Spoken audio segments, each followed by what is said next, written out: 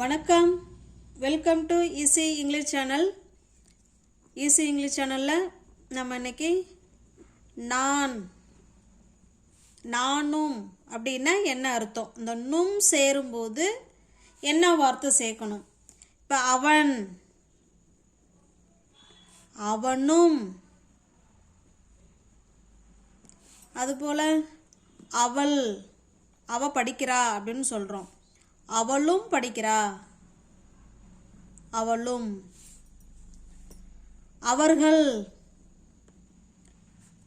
அவர்களும், இந்த மாதிரி லும் வருது இல்லைங்களா, அவர்களும்.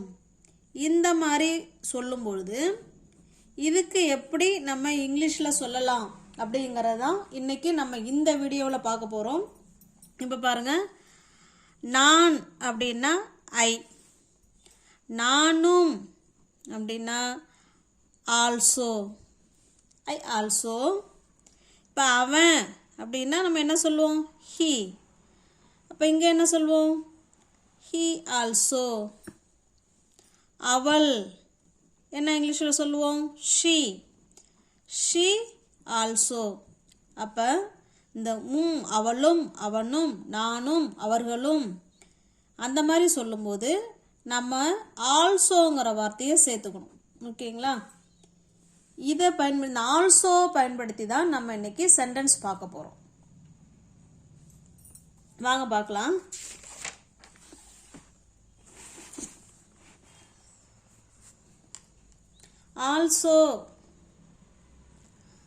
ஆல்சோன்னா மேலும், இல்லைன்னா நானும் கூட, இந்த சவுண்டு வருது இல்லைங்களா, அந்த மாதிரி சுச்சுவேஷனுக்கு தான் ஆல்சோ.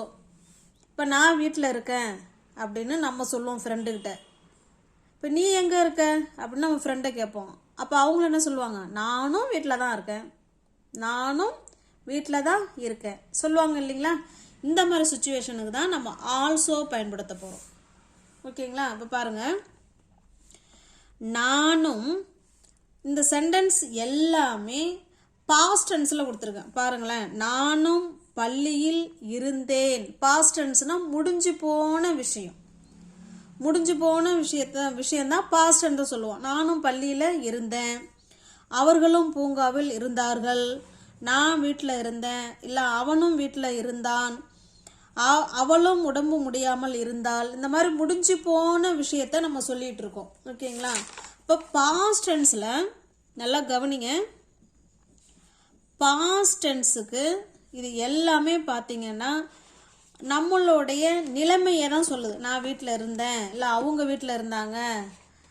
ஓகேங்களா? இல்லை அவன் வந்து சந்தோஷமாக இருந்தான், இல்லை அவன் சோகமாக இருந்தான் அப்படின்னா அவங்களுடைய நிலைமையை தான் சொல்லுது. அப்போ இந்த இடத்துல ஐ சப்ஜெக்டாக வரும்போது ஹீ, ஷீ, இட் இவங்கெல்லாம் சப்ஜெக்டாக வரும்போது பாஸ்ட் டென்ஸில் வாஸ் வரும். I was, he was, she was, it was. We, you, they இவங்கெல்லாம் சப்ஜெக்டாக வரும்போது வேர் வரணும். ஓகேங்களா? இப்போ பாஸ்ட் டென்ஸுக்கு வாஸ் பயன்படுத்தணும், அப்படி இல்லைன்னா வேர் பயன்படுத்தணும். அந்த சப்ஜெக்டுக்கு ஏற்ற மாதிரி வாஸ் வருமா வேர் வருமாங்கிறத நம்ம தான் முடிவு பண்ணணும். ஓகேங்களா? இப்போ நம்ம இந்த வீடியோவில் ஃபுல்லாக பாஸ்ட் டென்ஸை தான் பார்க்க போகிறோம். வாங்க பார்க்கலாம். நானும் பள்ளியில் இருந்தேன். இப்போ ஃபஸ்ட்டு நான் இருந்தேன் அப்படிங்கிறத எழுதிடலாம். நான் பள்ளியில் இருந்தேன். எப்படி எழுதலாம்? ஐ வாஸ் அட் ஸ்கூல்.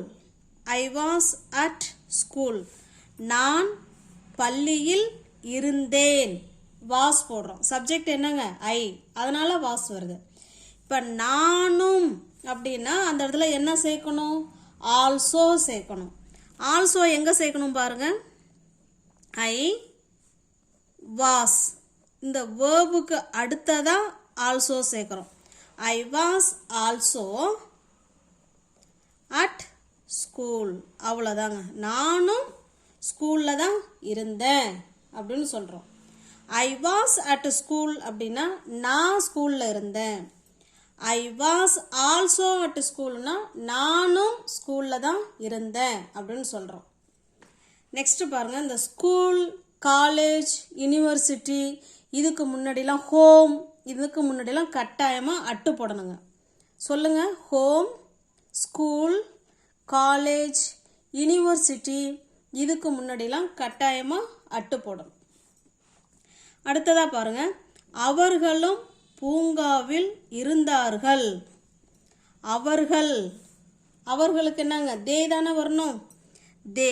அப்போ தே சப்ஜெக்டாக வரும்போது இங்கே என்ன வரணுங்க, வேர் வரணும். They were also, they were also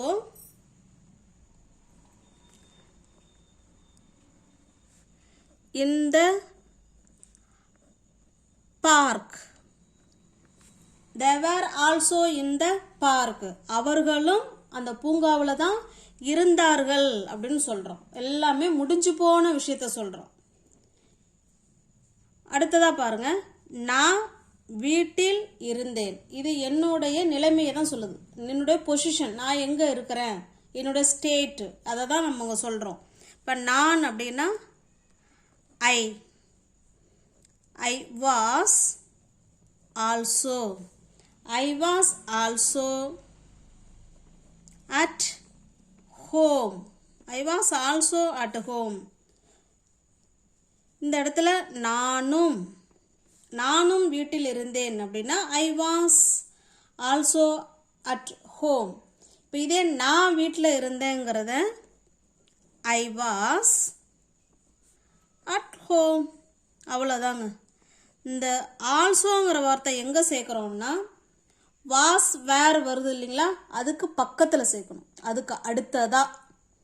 நானும் வீட்டில் இருந்தேன்னா ஐ வாஸ் ஆல்சோ அட் ஹோம், நான் வீட்டில் இருந்தேன்னா ஐ வாஸ் அட் ஹோம். அடுத்ததாக பாருங்கள், அவனும், அவனும் வந்திருக்கா. அப்போ இந்த சென்டென்ஸில் ஆல்சோ கட்டாயமாக சேர்க்கணும்.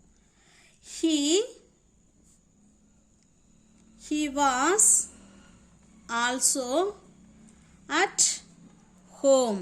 அவனும் வீட்டில் தான் இருந்தான். he was also at home. அவனும் வீட்டில் இருந்தான். அவளும் அவளுக்கும் அப்படின்னு கூட சொல்லலாம். அவளுக்கும் உடம்பு முடியாமல் தான் இருந்தா, இல்லை அவளும் உடம்பு முடியாமல் தான் இருந்தா. இப்போ பாருங்கள், இந்த வந்திருக்கு இல்லைங்களா, அப்போ கட்டாயமாக அங்கே ஆல்சோ சேர்க்கணும். she was also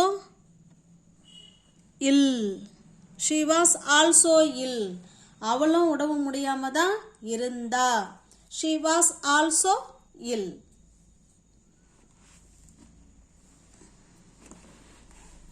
அடுத்ததாக பாருங்க, அவர்களும் டாக்டராக இருந்தார்கள். இது எல்லாமே அவங்கவுங்களுடைய ஸ்டேட், அவங்க எப்படி இருக்காங்க, என்னவா இருக்காங்கங்கிறத பற்றி தான் நம்ம அங்கே சொல்லிக்கிட்டு இருக்கோம். இதுக்கு பேர் தான் பி வேர்ப்ஸுங்கிறது. வாஸ் வேர் பயன்படுத்தும் பொழுது அவங்க எப்படி இருக்காங்க, என்னவா இருக்காங்க, எந்த சூழலில் இருக்காங்க அப்படிங்கிற அவங்களுடைய கண்டிஷனை பற்றி நம்ம அங்கே பேசுகிறோம். அதுக்கு தான் வாஸ் வேர் பயன்படும். அவர்களும், அவர்களும்னா நம்ம என்ன போடுவோம், தே போடுவோம், ஆல்சோவும் வரும். அப்படிதாங்களா. They also,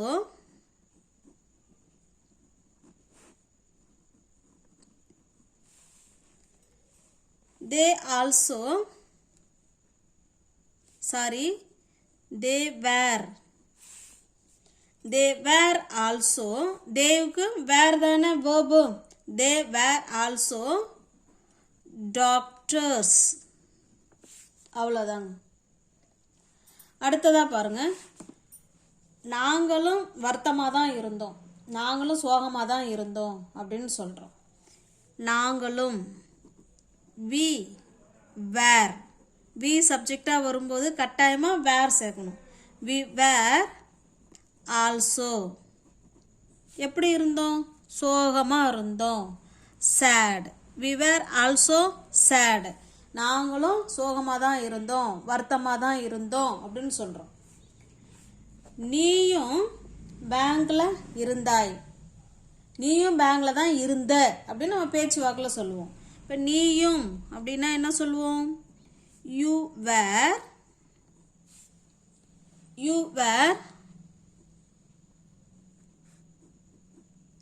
in the bank. நீயும் பேங்க்ல தான் இருந்த. You were in the bank. இதே இல்லைன்னா you were at the bankன்னு கூட சொல்லலாம். அது வேற மீனிங். இப்படியும் சொல்லலாம், இப்படியும் சொல்லலாம். ஓகேங்களா? அந்த சூழல் அந்த அந்த கான்டெக்ஸ்டுக்கு ஏற்ற மாதிரி நம்ம இந்த பேங்க் சொல்லணுமா அட் த பேங்க் சொல்லணுமான்னு நம்ம தான் முடிவு பண்ணணும். நீங்களும் பேங்க் உள்ளதான் இருந்தீங்கன்னு சொல்ல வரோம்னா யூ வேர் இன் த பேங்க்னு சொல்லணும். நீங்கள் பேங்க் பக்கத்தில் இருக்கீங்க, பேங்க் உள்ளே இல்லாமல் பக்கத்தில் இருக்கீங்க அப்படின்னா you were at the bank. இப்போ புரியுதுங்களா அதுக்கு வித்தியாசம்? அவ்வளோதாங்க.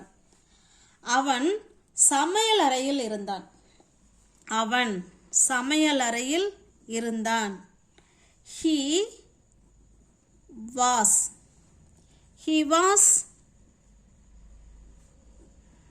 in the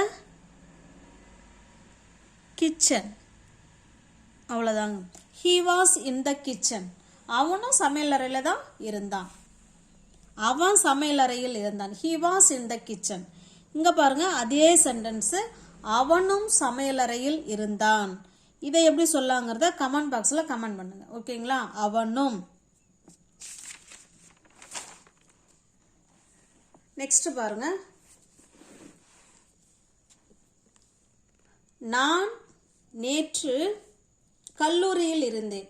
நான் நேற்று காலேஜில் இருந்தேன்னு சொல்கிறோம். எப்படி சொல்லலாம்? I was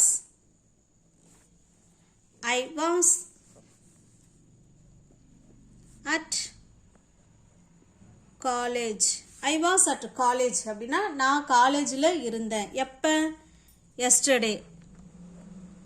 ஃபுல் ஸ்டாப் வேணாங்க, லாஸ்ட்டில் ஃபுல் ஸ்டாப் வச்சுக்கலாம். நான் சென்டென்ஸ் முடிஞ்சிச்சுன்னு நினச்சிட்டேன். எஸ்டர்டே. ஓகேங்களா? பாருங்கள், yesterday. I was at college yesterday. நான் நேற்று காலேஜில் இருந்தேன் அப்படின்னு சொல்கிறோம். இப்போ நானும் காலேஜில் தான் இருந்தேன் அப்படிங்கிறத எப்படி சொல்லலாம்? நம்ம ஃப்ரெண்டுக்கிட்ட நான் நேற்று காலேஜில் இருந்தேன் அப்படின்னு சொல்லுவோம். அப்போ அவளும் என்ன சொல்லுவா? நானும் தான் காலேஜில் இருந்தேன் சொல்லுவாங்களா? இப்போ இதை எப்படி சொல்லலாம்? ஐ வாஸ், இந்த வாஸுக்கு பக்கத்தில் தாங்க ஆல்சோ சேர்க்கணும்.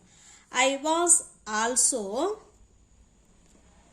at college yesterday. I was also at college yesterday. நானும் தான் நேற்று காலேஜில் இருந்தேன் அப்படின்னு சொல்ல வரோம். அடுத்ததாக பாருங்க, அவர்கள் நூலகத்தில் இருந்தார்கள். அவங்க லைப்ரரியில் இருந்தாங்கன்னு சொல்கிறோம். அவ்வளோதான். அவர்கள் they were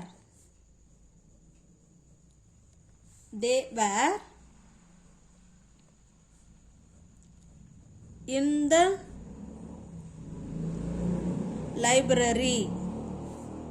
They were in the library இல்லைன்னா they were at the library. என்ன வேணாலும் யூஸ் பண்ணிக்கலாம்.